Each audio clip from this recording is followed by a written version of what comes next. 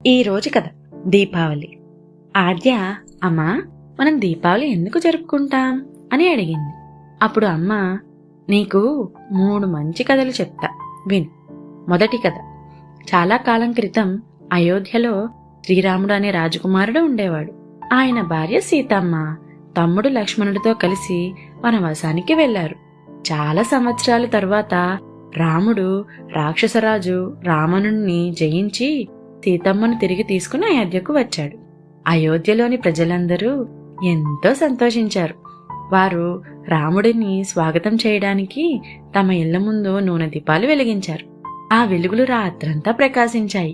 అందుకే ఆ రోజు పేరు దీపావళి, అంటే దీపాల వెలుగుల పండుగ. ఇప్పుడు రెండవ కథ. నరకాసురుడు అనే ఒక రాక్షసుడు ఉండేవాడు. ఆయన భూదేవి మరియు విష్ణుమూర్తి వరాహావతారం ద్వారా పుట్టిన కుమారుడు. ఆయనకి తన తల్లి చేతనే మరణం సంభవించాలనే వరం ఉంది. తరువాత నరకాసురుడు అహంకారంతో దేవతలను వేధించి 16,000 రాణులను బంధించాడు. అప్పుడు శ్రీకృష్ణుడు మరియు భూదేవి అవతారమైన సత్యభామతో కలిసి యుద్ధం చేసి నరకాసురుడిని జయించారు. అప్పుడు ఆనందంతో అందరూ దీపావళి జరుపుకుంటాం. అమ్మా, మనం లక్ష్మీదేవికి పూజ చేస్తాం కదా, ఎందుకమ్మా? అదే మూడవ కథ తల్లి. దేవతలు ఒకసారి సముద్ర మథనం